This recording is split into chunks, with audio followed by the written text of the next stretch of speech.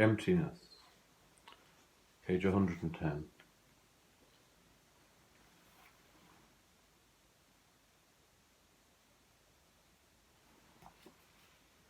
If you want to understand Buddhism, it is necessary for you to forget all about your preconceived ideas.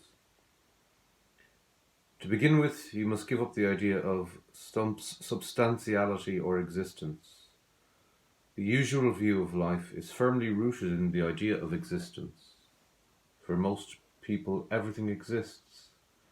They think whatever they see and whatever they hear exists.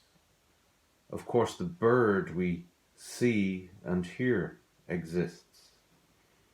It exists, but what I mean by that may not be exactly what you mean.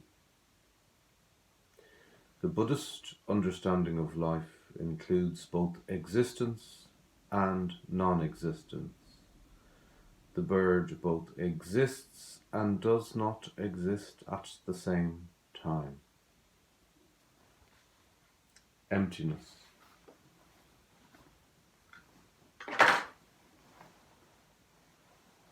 So we continue our reading of Suzuki Roshi's Zen Mind, Beginner's Mind with this chapter today. Emptiness is a very, very core teaching, insight of Mahayana Buddhism. In the earlier Buddhism, we saw that there was this idea of this reality of non-self or no self. And in Mahayana Buddhism, this idea is developed particularly in the Prajnaparamita literature and sutras. And sunyata, this teaching, sunyata, emptiness, is really, really central. And a great philosopher from the first century, Nagarjuna, in his Madhyamaka teachings, really develops the consequences of the teachings of emptiness, and kind of lays the foundations for everything that the Mahayana, the great vehicle of Buddhism, develops into. So today, Nagarjuna is not Nagarjuna, excuse me. Today, Suzuki Roshi is really teaching out of that tradition, and he's talking about emptiness. And in emptiness, and I'll talk about the translation of the word emptiness in a moment, but in emptiness, existence and non-existence are reconciled. Everything is reconciled in emptiness. In the greatest concentrated teaching of the Prajnaparamita teachings, the Heart Sutra, we see the Shiki Fui, Kuku Fui, Shiki. Form is emptiness, emptiness is form. And form is emptiness, emptiness is form. This reconciles existence and non-existence. This everything, the whole duality is, the whole dualistic view of reality is reconciled in the Heart Sutra and in the Prajnaparamita teachings. So this emptiness has a dual understanding based on Nagarjuna's two truths, that there is an ultimate reality of emptiness and there is also this particular or relative reality of individual phenomenon, and that both are simultaneously true. So both, one does not nullify or overrule the other, because indeed they are one integrated reality. Form is emptiness, emptiness is form. So what Suzuki Roshi is teaching us today is this very thing. The Buddhist understanding of life includes both existence and non-existence. But what I mean by existence, he says, may not be the conventional understanding of existence. So, of course, the conventional understanding of existence is that I am here and I exist in my own right. I have a kind of essential existence, quite separate from all the existence that I perceive to be out there. But this is a mistake. because it's also a mistake, by the way, to say I don't exist, that there is nothing there. This kind of shift towards a nihilistic view of a senseless and meaningless universe where there is no real existence that has any meaning. So it's neither one nor the other. I exist, but not in the way that we conventionally understand things to exist. I exist only in relation to everything else. I exist and I don't exist, in a sense, at the one time. In other words, I don't have an individual, abiding, permanent existence that is in its own right existing. I don't have that. I exist in relation to everything else. So, in a sense, I'm only part of the whole, and I do not have that individual existence cut off from the whole. However, I also do exist, so I can be identified as a part of the whole, as an individual part of the whole. So both perspectives are actually true simultaneously, or false simultaneously. We say true emptiness comes from emptiness and goes back again into emptiness. What appears from emptiness is true existence. We have to go through the gate of emptiness. So Suzuki Roshi really emphasizing that everything comes out of emptiness. And by the way, it's important that we don't consider emptiness itself to be some kind of permanent underlying truth underneath all things, because emptiness itself is empty. It isn't a kind of essentialism by the back door.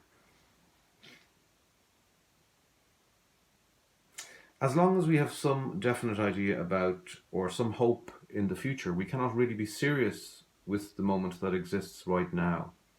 You may say, I can do it tomorrow or next year, believing that something exists today, believing that something that exists today will exist tomorrow. Even though you are not trying so hard, you expect that some promised thing will come as long as you follow a certain way.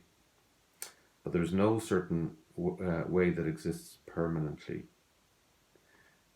Suzuki Roshi is emphasizing here that the past is unrecoverable, that the future has not arisen yet, and that the only true moment is here and now. So that he's bringing us back to the present, to the truth of the present. So that's why, whereas in other faith traditions, sometimes hope is emphasized greatly, a great hope for the future, a hope for the resurrection, for example. In Buddhism, the take is quite different, because hope is a denial of the present in a way. It's to say, oh, well, the present is awful, so I will look to the future and hope for the future. But hope is not something that is emphasized in this teaching. As long as we have some definite idea about, or some hope in the future, we cannot really be serious with the moment that exists right now, says Suzuki Roshi. So hope itself can be problematic, because it can lead us to a place where we do not deal with the future, or we do not make our peace where we are, because the only place we really are is here. Each one of us must take his own true way, and when we do that, that way will express the universal way. This is the mystery. When you understand one thing through and through, you understand everything. So, in the Mahayana, there's over 5,000 sutras, and some students of the tradition can spend a lifetime and only begin to scratch the surface, under this impression that they must consume all this information in order to understand the teachings.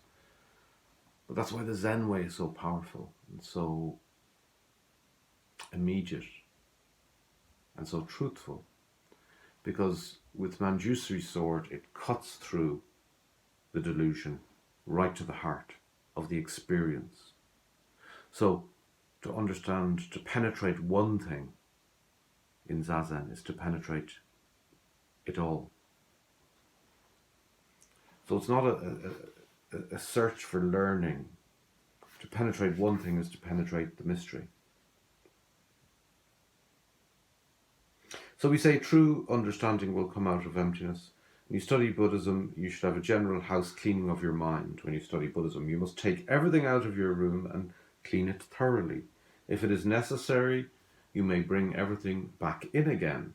You may want many things, so one by one you can bring them back. But if they are not necessary, there's no need to keep them. Very Japanese, this. Every year in Japanese culture, everything is taken out of the house. The house is fully emptied. Everything is cleaned, and only what's needed is brought back in.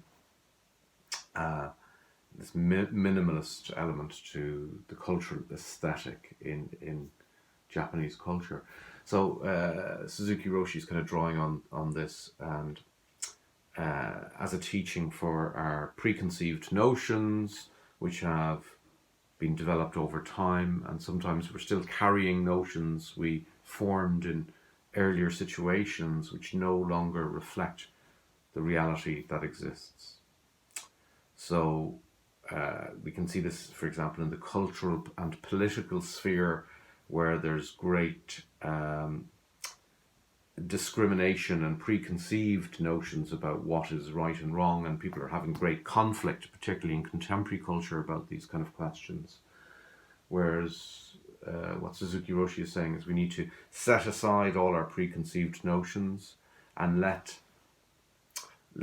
the, as Dogen would say, the myriad things come forth, rather than us go forth to meet the myriad things.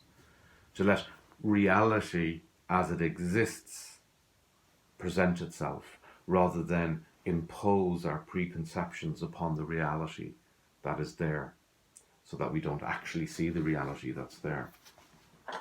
This is really what Suzuki Roshi is teaching us today.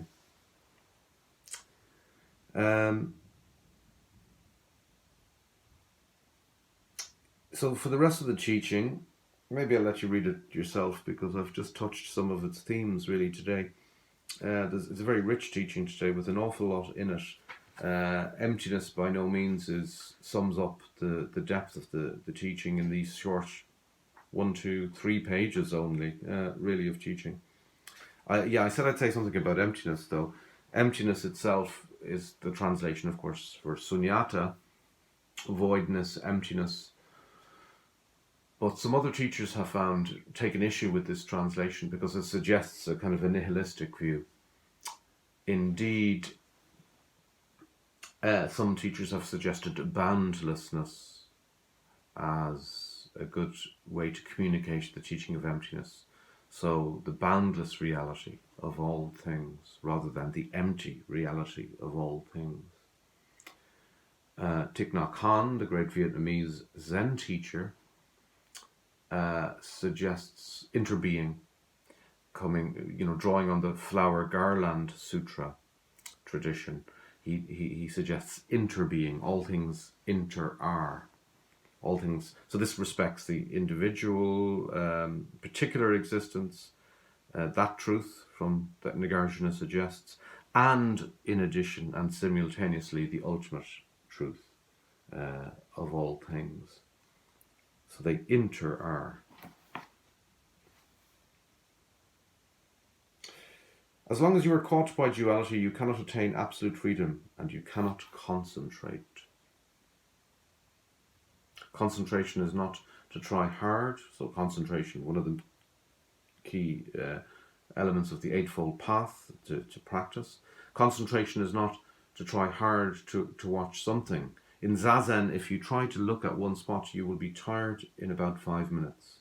This is not concentration. Concentration means freedom. So your effort should be directed at nothing.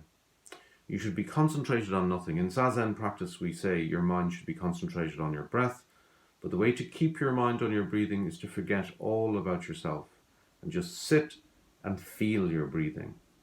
If you are concentrated on your breathing, you will forget yourself. And if you forget yourself, you will be concentrated on your breathing. I do not know which is first. So actually, there's no need to try too hard to be concentrated on your breathing. Just do as much as you can. If you continue this practice, eventually you will experience the true existence which comes from emptiness. So emptiness sounds very philosophical and very theoretical and abstract, but it is nothing of the kind. And in this closing paragraph, Suzuki Roshi's bringing us back to the core practice of Zazen. So to sit Zazen is a great act of renunciation. It is to let go. Let go of goal-orientated thinking, let go of the chase to grasp the truth and to hold it tightly in our hand and examine it. No, this is impossible. We let it go. We allow it to emerge. We allow it to present itself, to show its original face. So sitting Zazen, this act of freedom, this act of renunciation, this act of letting go, is allowing things to be. And in this way, we forget ourselves and we come face to face with the true empty nature of reality, the true boundless nature of reality, which has nothing nihilistic about it at all, but which is boundlessly beautiful, boundlessly as it is. This is a great joyous experience, one that words are inadequate to address, and that's the great wisdom of the Zen tradition, and so we practice. So, emptiness. Next time we'll look at readiness, mindfulness on page 113. So please sit Zazen today and taste this truth for yourself. Thank you for your practice.